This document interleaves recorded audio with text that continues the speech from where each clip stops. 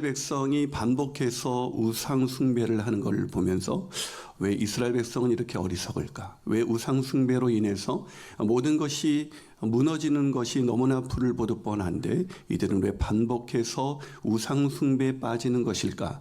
라는 그런 안타까움, 답답함이 저에게 있었습니다. 그런데 제가 성경을 깊이 깨닫고 내 자신을 말씀에 비추어 봤을 때 저야말로 얼마나 어리석은 인생인가. 저희 거울처럼 비추어지는 이스라엘 백성들의 반복되는 우상 숭배의 모습은 사실 저의 자신의 모습이었던 것이죠. 그런데 제 자신의 모습을 보라고 하나님께서 말씀을 주셨는데 그 말씀을 통해서 저는 제 자신을 객관화시키고 나는 우상과 상관없는 사람이라고 생각하고 그들을 답답하게 여겼던 것입니다. 우상 숭배에 대해서 아주 탁월한 통찰력을 가진 팀 켈러는 거짓 신들의 세상이라는 책에서 말합니다. 우상을 뿌리 뽑으려 한다면 우상은 다시 자라난다. 하지만 다른 것으로 갈아 심는 것은 가능하다. 무엇으로 말인가? 당연히 하나님으로 대체되어야 한다. 하지만 하나님으로 대체한다는 것이 하나님을 존재를 믿는다는 이런 일반적인 믿음을 뜻하는 것은 아니다. 대부분의 사람들이 그런 믿음, 그와 같은 믿음을 가지고 있으면서도 그 영혼은 우상으로 가득 차 있다. 대부분의 믿는다고 하는 사람들이 하나님을 잘 믿는다고 하면서도 사실은 그 마음을 들여다보면 우상으로 가득해 있다라고 팀 켈러는 우리에게 예리하게 하나님을 믿으면서도 우상 숭배에서 벗어나지 못하는 그런 우리의 모습을 지적해 주고 있습니다. 여러분, 왜 이렇게 우상숭배에서 벗어나지 못하는 것일까?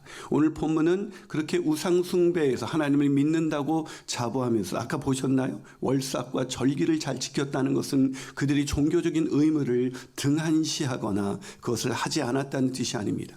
누구보다도 종교적인 의무를 열심히 하고 있었지만 그들은 하나님이 아닌 바알을 섬기고 있었고 우상에서 헤어나오지 못하고 있었습니다. 그러게 오늘 본문에서 호세아 선지자를 통해서 하나님은 그들이 왜 하나님을 믿는다고 하는 하나님의 백성들이 우상 숭배에서 빠져나오지 못하는지, 왜 우상 숭배를 포기할 수 없는지 그 이유를 말씀해 주면서 그것을 마침내 하나님께서 그들을 다시 돌아오게 하겠다라는 말로 오늘 본문은 마무리하고 있습니다. 자, 그렇다면 왜 믿는 자조차 우상을 포기하지 못하는 걸까? 첫 번째로 우상을 하나님보다 더 사랑하기 때문에 그렇습니다. 여러분, 오늘 본문 4절을 보니까 그들의 어머니는 음행하였고 그들을 임신했던 자는 부끄러운 일을 행하였나니 이는 그가 이르기를 나는 나를 사랑하는 자를 따르리니 그들이 내 떡과 물과 내 양털과 내 삶과 내 기름과 내 술들을 내게 준다 하였다. 자, 이 이스라엘 백성이 왜 우상을 따랐어요? 우상이 나를 사랑해서 내가 필요했던 모든 것들을 주었기 때문에 나는 우상을 따르지 않을 수가 없다. 이런 얘기를 하고 있는 것이죠. 여러분, 우상을 포기하지 못하는 아주 결정적인 이유는 매우 단순합니다. 하나님보다 더 우상을 사랑하기 때문에 그렇습니다. 그것이 돈이 되었든, 그것이 가족이 되었든, 그것이 성공이 되었든, 그것이 건강이 되었든, 그것이 무엇이든지 간에 하나님보다 그것이 나에게 더 중요한 그런 사랑의 존재가 된 것이죠. 여러분, 하나님을 믿는다는 것, 하나님과 우상의 차이가 무엇인지 아십니까? 하나님은 우상과 다른 점은 하나님은 우리의 뜻을 이루기 위해서 존재하시는 분이 아니라 하나님의 뜻을 우리의 삶에 이루시기 원하시는 분이라는 것입니다. 그것이 하나님의 뜻이고 하나님의 목적인 것입니다. 그러나 우상은 자신의 뜻이 없습니다. 우상은 인간의 뜻을 이루어주기 위해서 필요한 존재가 바로 우상입니다. 생각해 보십시오. 내 뜻을 이루어주는 존재를 내가 사랑하겠습니까? 아니면 자기 뜻을 내 삶에 이루어주는 존재를 사랑하겠습니까? 우상 숭배에 빠진 그래서 하나님을 믿는다고 하면서도 우리가 교회에 와서 내 뜻을 이루기 위해서 하나님의 이름을 부르고 있다면 그것은 성경이 말하는 하나님이 아니라 여러분이 만들어낸 신, 그 하나님을 우상으로 바꾸어서 하나님 제발 내가 원하는 것 이루어 주세요. 그게 우상 숭배입니다. 그래서 교회에서 그런 사람 교회에서 열심히죠. 왜? 하나님을 만족시켜야 내가 원하는 것을 이루어주기 때문에 열심히 종교 생활을 합니다. 우리는 그런 사람을 보고 심지어 신앙이 좋다, 이런 어처구니 없는 이야기를 하기도 합니다. 여러분, 오늘 고멜이 자기가 우상을 더 사랑하는 이유를 단적으로 말하고 있습니다. 나는 나를 사랑하는 자를 따르리니 그가 내가 원하는 것, 내 떡과 물과 양털과, 즉 먹을 것과 입을 것과 삶과 기름과 내 술, 즐거움을 줄 수 있는 내 모든 기본적인 필요뿐만 아니라 나에게 즐거움을 줄 수 있는 모든 것을 우상이 주기 때문에 나는 우상을 따르지 않을 수밖에 없다라고 말하는 거죠. 여러분, 정말 우상이 이스라엘 백성을 사랑해서 이 모든 것을 주었습니까? 그런데도 이 고멜은 우상이 준 게 아니에요.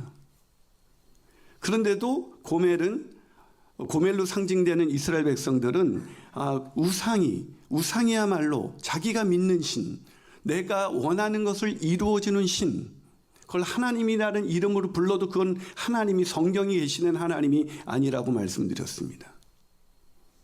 그런 하나님을 믿으면서 교회를, 절기를 지키고 월삭을 지키고 그런 모든 예배를 드리는 거죠. 여러분, 저는 고멜의 마음이 정말 공감이 되었습니다. 여러분, 공감이 안 되십니까? 생각해 보세요. 우리가 세상의 성공에 왜 목말라고 있습니까? 왜 우리가 돈을 쫓아가는 인생이 되고 있습니까? 우리에게 돈이 먹을 것과 마실 것과 내 의복과 내 모든 즐거움을 줄 수 있는 것이 돈이다라는 생각이 우리에게 있지 않습니까? 그래도 우리도 고멜처럼 하나님보다도 돈이 더 좋은 거죠. 너무 심각해졌어요. 유머 하나를 사용하면 어떤 여자가 돈 많은 남자와 결혼을 하게 되었습니다. 그래서 이제 친구들이 어떻게 그렇게 돈 많은 남자와 결혼하게 됐어? 그랬더니 이 여자가 2번 만나고 결정을 했어. 왜 첫눈에 반한 것은 아니야? 그랬더니 처음에는 부자인지 몰랐거든. 무슨 얘기인지 모르시고 처음 만났을 땐 부자인지 몰라서 사랑에 빠지지 않았지만 부자인 것을 알고 사랑하게 되었고 결혼하게 되었다는 이야기입니다.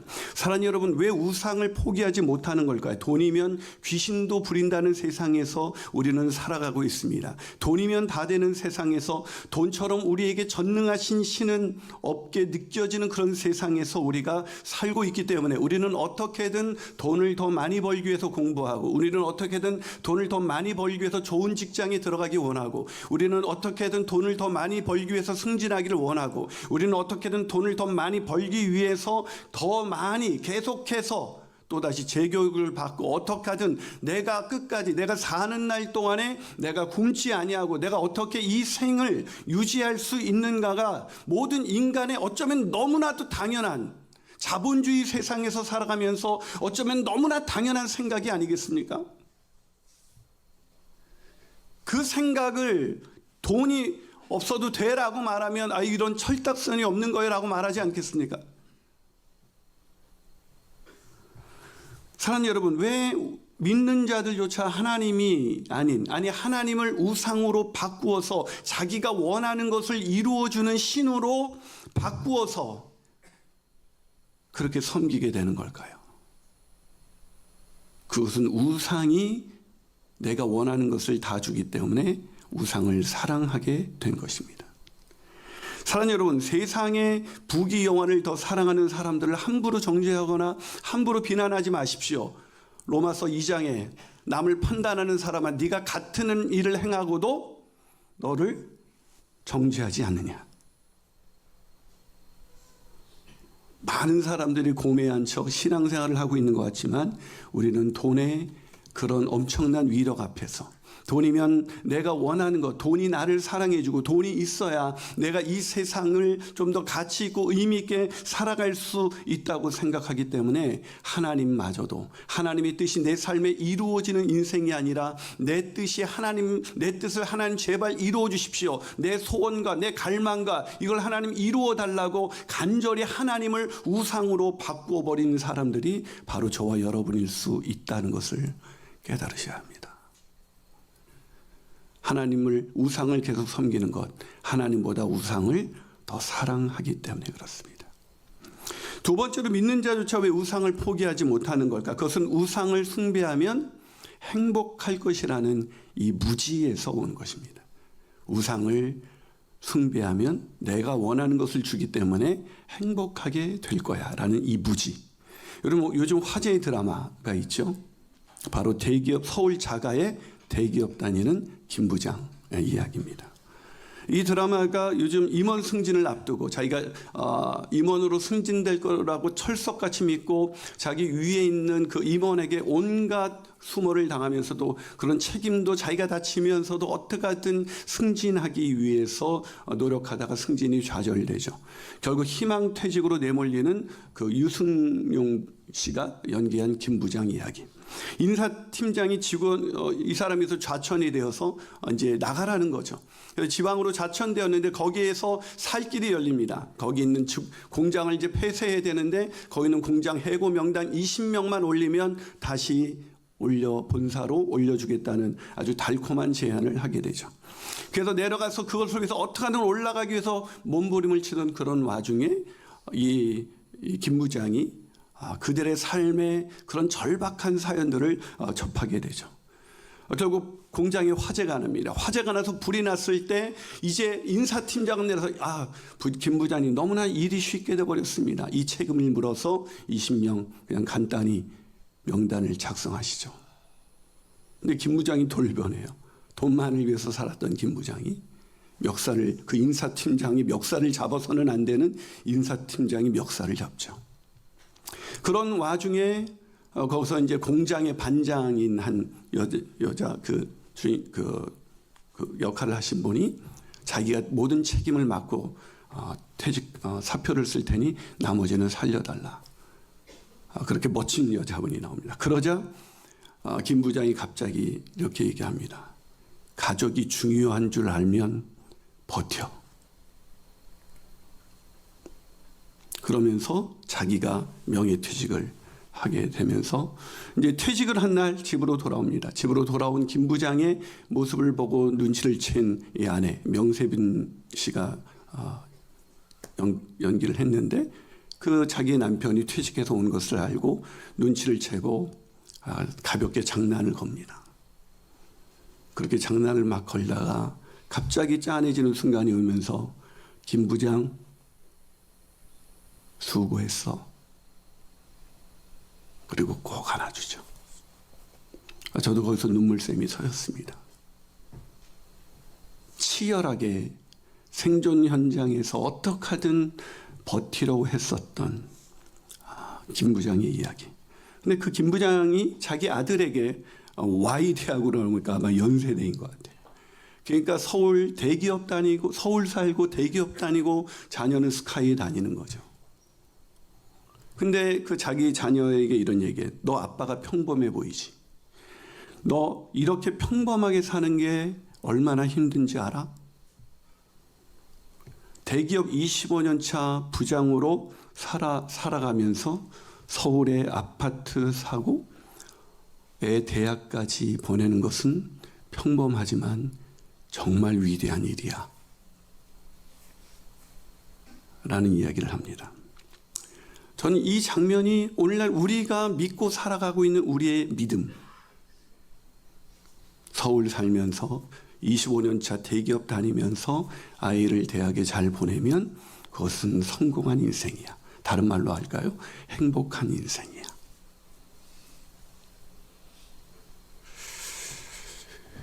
그래서 이렇게 말하지만 이 김 부장의 이야기는 해피엔딩으로 끝나가지 않습니다.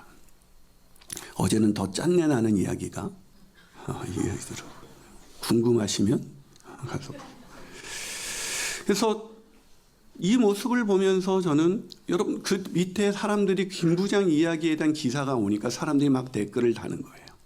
뭐라고 다냐면 야 그래도 대기업 이 사람보다 힘든 사람들이 얼마나 많은데. 그런 수많은 이야기 사람들이 왜 그렇게 살아갈까요? 그것이 해피엔딩으로 끝나지 않는다는 것을 알면서도 왜 우리는 거기에 우리 인생의 목숨을 거는 것일까요? 그것이 우리에게 행복을 가져다 줄 거라는 철저한 이 무지에서 근거한 믿음. 비롯된 것입니다. 사랑하는 여러분, 돈이 권력이고 힘이고 능력이고 하나님인 세상에서 어떻게 하든 돈을 벌면 행복해질 수 있다는 생각, 그것처럼 어리석은 우상 숭배는 없는 것입니다. 그게 우상 숭배, 음란인 것입니다. 사랑하는 여러분, 돈이 있어서 우리에게 행복을 준다면 행복은 성적순이 아니라 행복은 돈 많은 순이어야죠. 그런데도 우리는 그걸 모릅니다.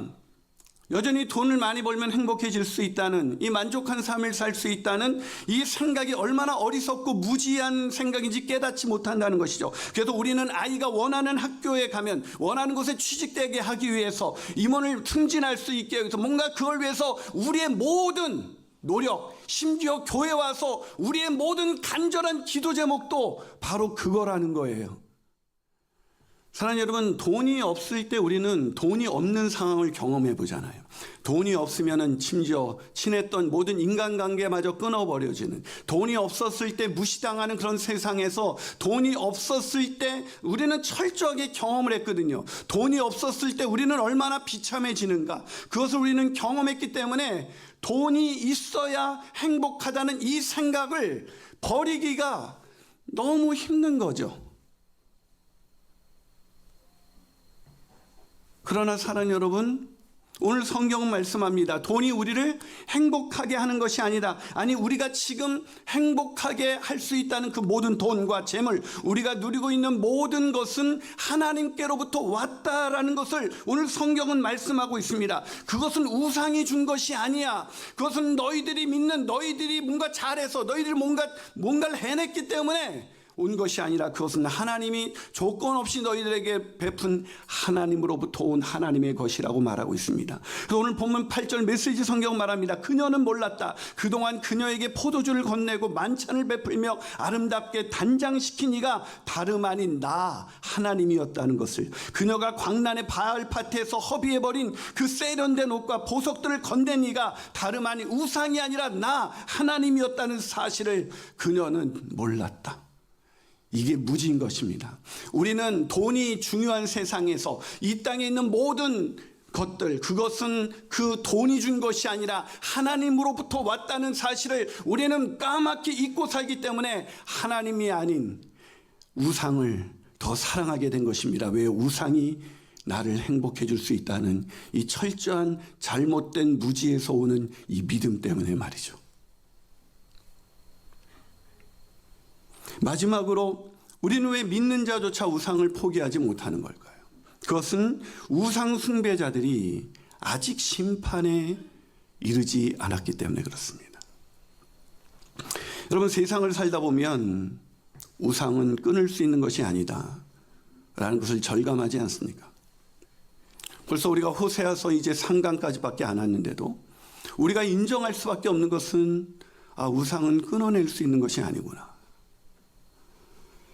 하나님 없이는 살 수 있어도 돈 없이는 살 수 없잖아요.